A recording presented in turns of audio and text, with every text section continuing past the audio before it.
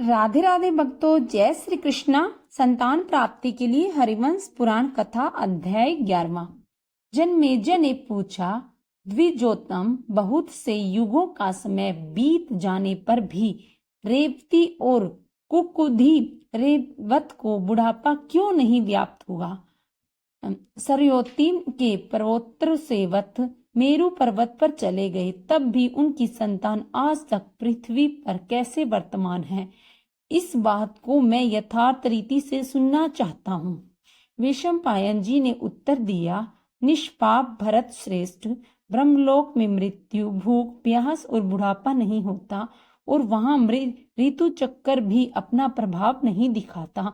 वहाँ तो सदा एक सी दशा रहती है। तात, जब रेवत कुकुधी ब्रह्मलोक को चले गए, तब यक्षों और राक्षसों ने कुशस्थली को नष्ट भ्रष्ट कर दिया था। धर्मात्मा एवं महात्मा रेवत के 100 भाई थे। वे राक्षसों से हारे नहीं, परंतु राक्षसों के बार बार आक्रमण करने के कारण अनेक दिशाओं में भाग गए। राजेंद्र, जब उनके 100 भाई भाग गए, तब उन कुल के अन्य क्षत्रिय भी राक्षसों के भय से भागकर जहां तहां बस गए। प्रजानाथ, उनका बड़ा भारी वंश जहां तहां फैल गया। महाराज, उनके वंश के ही ये धार्मिक क्षत्रिय सब दिशाओं में शार्यात नाम से प्रसिद्ध हैं। भरत श्रेष्ठ, कुरुनंदन, वे सब क्षत्रिय चारों ओर से पर्वतों की कंदराओं में प्रविष्ट हो गए थे। नाभाग और अरिष्ट के पुत्र ये दोनों विषय होकर पुनः ब्राह्मणत्व को प्राप्त हो गए। कुरुष के कारुष नामक युद्धुर मध्य क्षत्रिय उत्पन्न हुए। हमने सुना है कि मनु के छठे पुत्र पांशु के प्रजापति नाम का एक ही पुत्र उत्पन्न हुआ। जन्मेजय, गुरु की गो को मारने पर गुरु के श्राप से पृथुद्र सुद्रीय तव को प्राप्त हो गया था।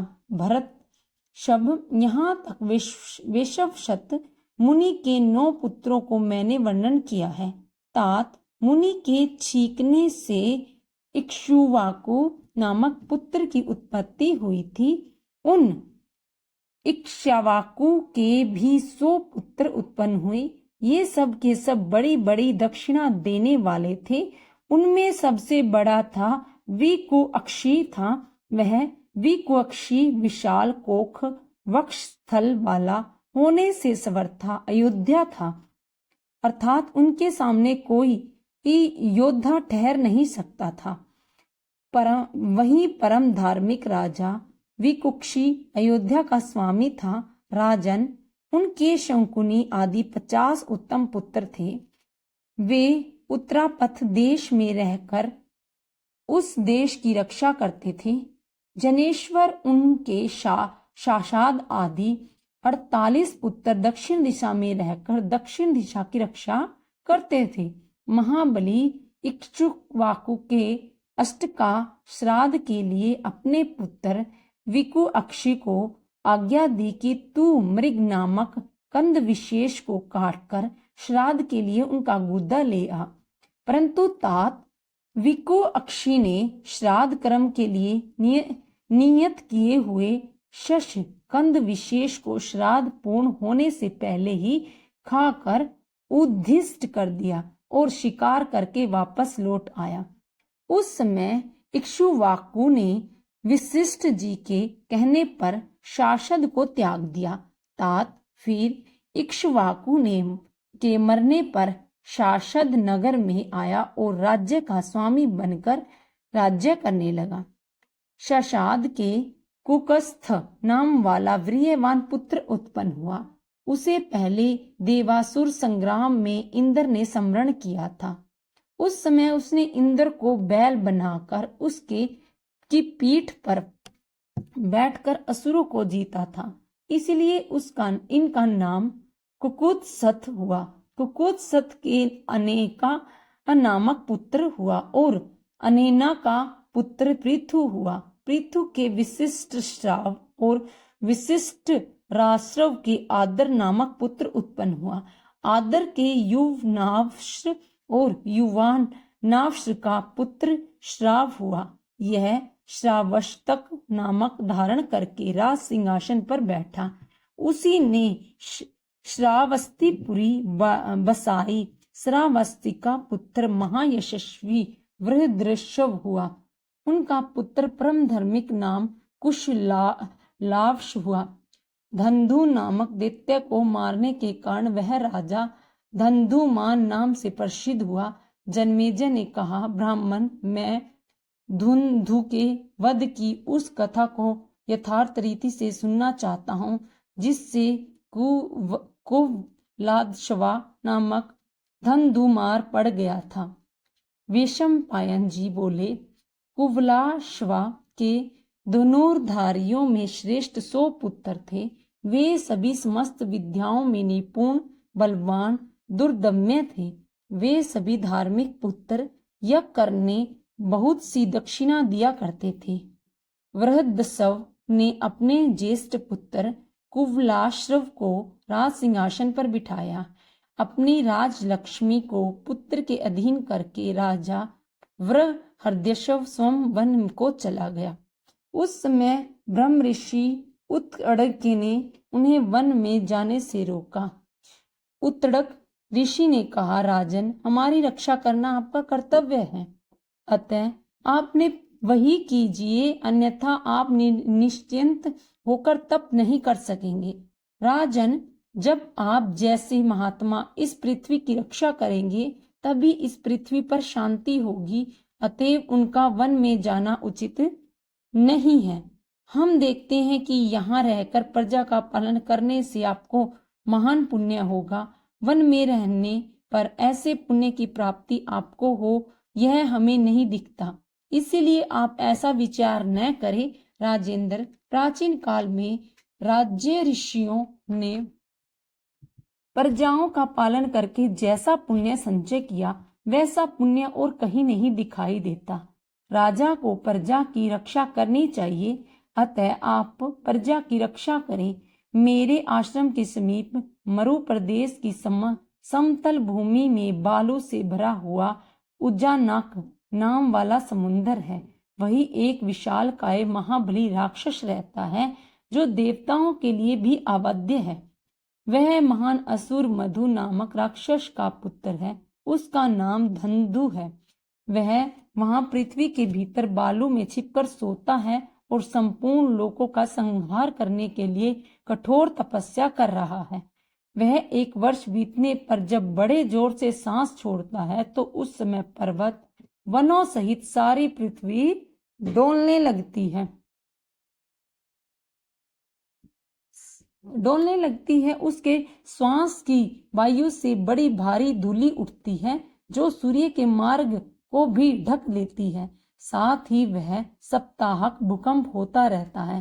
तात उस समय पृथ्वी में से चिंगारियां, अंगारे, अत्यंत दारुण धुएं निकलने लगे हैं। इसीलिए तात मैं अपने आश्रम में सुखपूर्वक नहीं रह पाता। आप लोगों का हित करने की इच्छा से उस विशाल शरीर वाले दैत्य का संहार करें। आज उस असुर के मारे जाने पर सब लोग सुखी हो जाएं। पृथ्वी पते आप ही उसका वध कर सकती हैं, क्योंकि निष्पाप नरेश भगवान विष्णु से पहले युग में मुझे एक वर दिया था। भगवान के उस वरदान के अनुसार जबकि अयोध्या के राजा आप इस महाबली भयंकर दानव का संहार करें। आपने अपने तेज से वैष्णव तेज से परिपुष्ट कर लेंगे। पृथ्वीपाल महातेजस्वी धंधु को अल्प तेज वाला पुरुष 100 वर्षों में भी नहीं मार सकता। उनमें इतना अधिक बल है कि देवताओं के लिए भी उसे दबाना कठिन है। महात्मा उत्तड़के ने जब राजश्री से इस प्रकार कहा तब उन्होंने धंधु दैत्य को नष्ट करने के लिए अपने पुत्र कुवालश्रव को उसकी सेवा में दे दिया।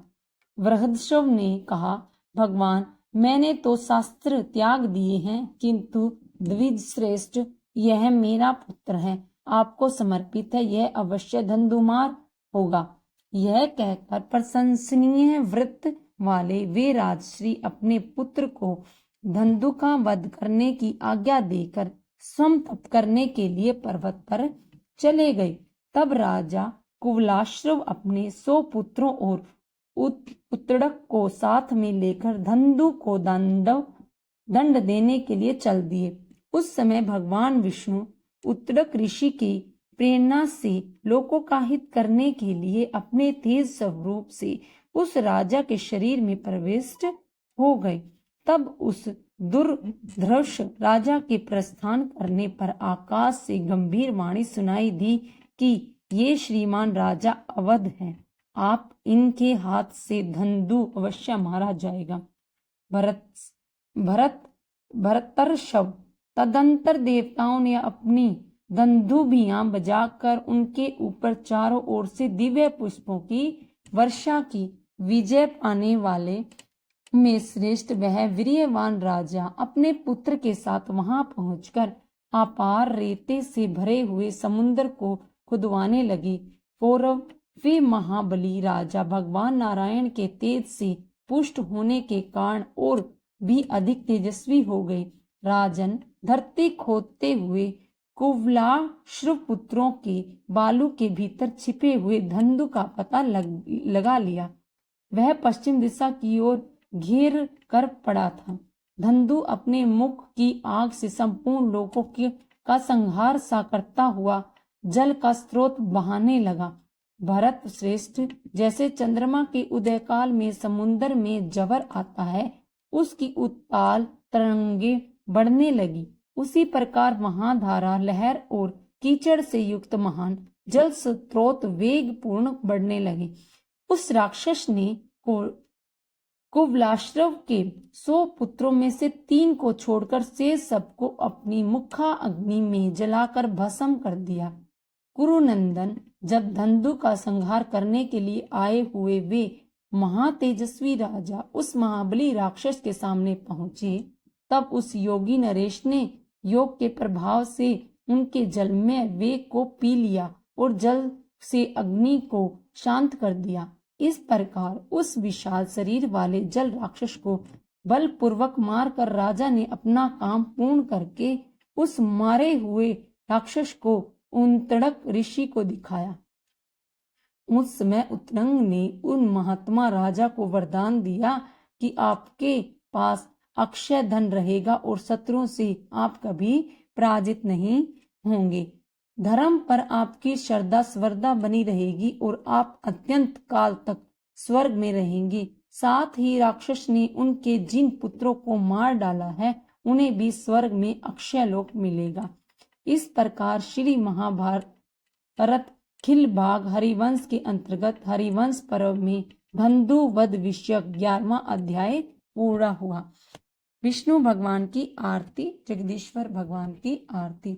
ओम जय जगदीश हरे, स्वामी जय जगदीश हरे। हे भक्त जनों के संकट क्षण में दूर करे। ओम जय जगदीश हरे, जो ध्यावे पल पावे। दुख विन से मन का, सुख संपत्ति घर आवे। कष्ट मिटे तन का। ओम जय जगदीश हरे।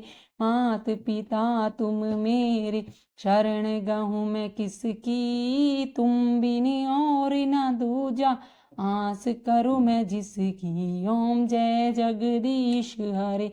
तुम पूर्ण परमात्मा, तुम अंतर्यामी। पार ब्रह्म परमेश्वर, तुम सबके स्वामी। ओम जय जगदीश हरे।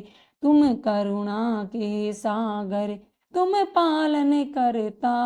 मैं मूर्ख खल कामी, कृपा करो भरता। ओम जय जगदीश हरे। तुम हो एक अगोचर, सबके प्राणपति। किस विधि मिलूं दया में, तुमको मैं कुमति। ओम जय जगदीश हरे। दीन बंधु दुख हरता, तुम ठाकुर मेरे। अपने हाथ बढ़ाओ, वार पड़ा मैं तेरे। ओम जय जगदीश हरे। विषय विकार मिटाओ, पाप हरो देवा, श्रद्धा भक्ति बढ़ाओ, संतन की सेवा। ओम जय जगदीश हरे, तन मन धन सब है तेरा, स्वामी सब कुछ है तेरा, तेरा तुझको अर्पण क्या लागे मेरा। ओम जय जगदीश हरे। श्री जगदीश जी की आरती जो कोई नर गावे, कहत शिवानंद स्वामी सुख संपत्ति पावे। ओम जय जगदीश हरे, ओम जय जगदीश हरे, स्वामी जय जगदीश हरे। भक्त जनों के संकट क्षण में दूर करे। ओम जय जगदीश हरे। राधे राधे भक्तों, जय श्री कृष्ण, हर हर महादेव।